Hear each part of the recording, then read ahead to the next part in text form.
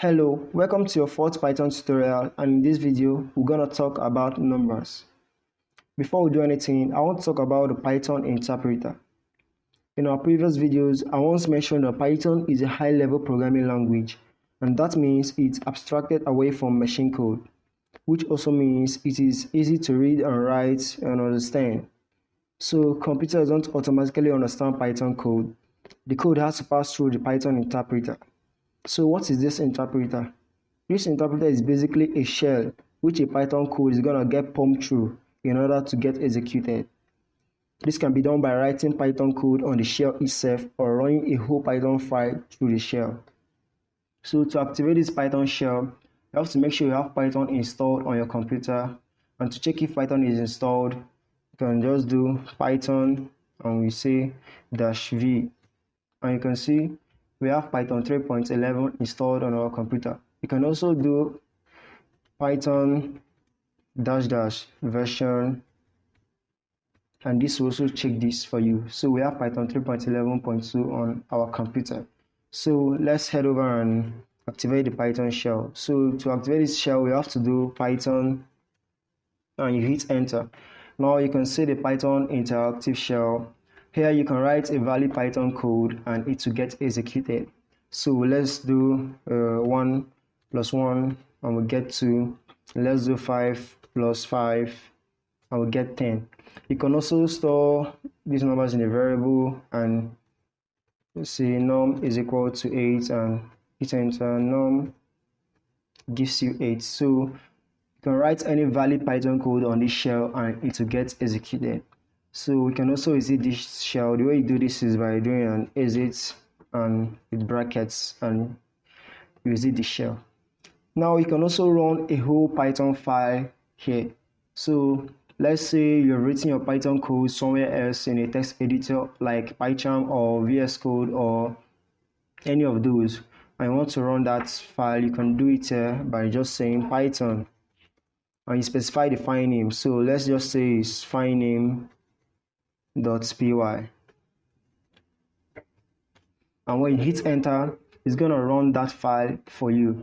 But obviously mine is not going to run because I don't have such file as file name.py. So but this is just for illustration. So let's just clear this console and head over. So let's activate the shell again and let's see Python and hit enter. Now you can see the interactive shell.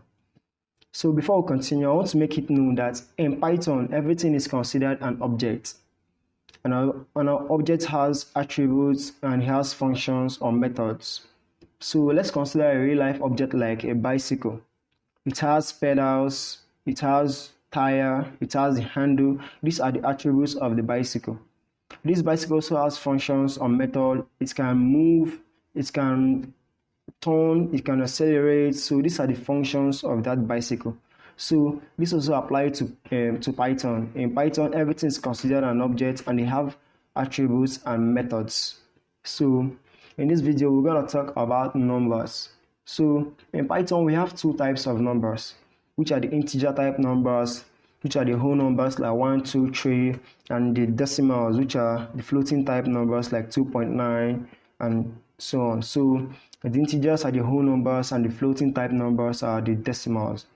So we're going to check these types of numbers using an inbuilt function in Python called type. So let's just do a type and let's say 2. And when we hit enter, you see it gives us class int. This says this type of this number is an integer. If we do this again and say 2.9 and hit enter, it says class float. So this is an integer type number and this is a floating type number in Python. So what else can we do with Python numbers? We can do basic arithmetic. We can do an addition like 5 + 5 and we get 10.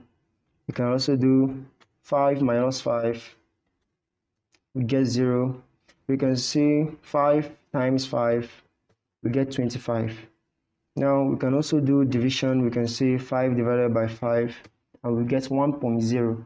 So now notice we get a floating type number. This is 1.0, and the reason why we got this is because we use a / So when you use 1/ here, you get a floating type number. So in order for this to return an integer type numbers, all you have to do is 5 and double / and when you hit enter, it gives us an integer type number. So what else can we do with these numbers? We can also say 5 raised to the power of 5. So when you want to say raised to the power, use double asterisk. So 5 raised to the power of 5, and this gives us 3125. We can also use the modulus. So I want to talk about the modulus. The modulus gives us the remainder when of an object if a number when being divided. So let's say for example 10, and we say the modulus 3. So this percentage sign is the modulus operator. So 10% 3, and when you hit enter, you get 1. So this just returns the remainder of 10 divided by 3. So we can also store these numbers in a variable. So let's create a variable called num, and let's say this num is equal to 5. And when you hit enter, and you say num, and you see is returned as 5. So now we can also do num plus 5, and we hit enter, it gives us 10. So but this does not override the original value of num. If we come over here and say num and we hit enter, it still gives us 5. So if you want to override the original value of num, all you have to do is num, and you say num now is now equal to num plus 5. And we hit enter and say num. Now we get 10. So it is overwriting the original value of num. Now we have a shorter way of doing this. We have a shorthand method of doing this. Instead of doing num is equal to num plus 5, what we can do here is we say num, and we say plus equal to 5, and we hit enter and say num, you can see it gives us 15. So this is a shorter way of doing this.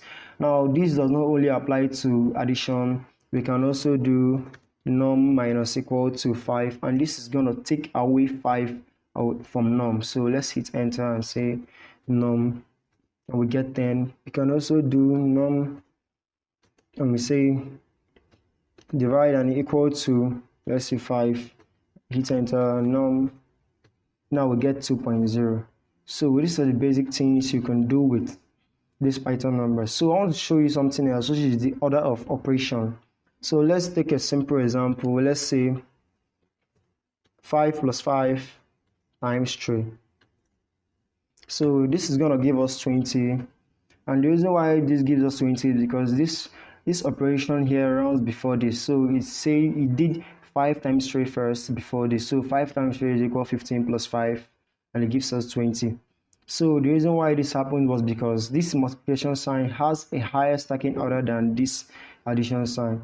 If you can recall, when we did BIDMAS in mathematics, you can see brackets, we have the brackets, and we have the indices, which is anything raised to the power of, and we have the division, we have the multiplication, addition, and subtraction. So if you can see, this multiplication came before the addition, and so we did this first before this. So if you want the first operation to run first, all we can do is just put it in a bracket. So we can say 5 and plus 5 in the bracket, and let's do times 3. And you see this gives us 30 because this ran 5 plus 5, then times 3. So these are the cool things you can do with Python numbers. So let's do a basic formula. Let's do a basic formula for a person who wants to calculate his or her savings after deducting the expenses from the wages or salary he earns. So let's just declare a variable called wages. Now let's say wages is equal to 1,000. So it can be 1,000 pounds, $1,000, or anything. So let's just say bills, the bills he or she pays is equal to, let's say it's 200, and let's say food is now equal to, let's say 100. Let us say maybe he does sports, and let's just say sports is equal to $50 pounds or whatever. So this is the wages, which is the incoming, and these are the expenses, bills, food, and all this. So let's calculate for his savings. So let's declare a new variable called savings, and we say savings now is equal to wages. minus bills minus the food, and let's say minus spouse, and let's hit enter. And when we say savings, it gives us 650.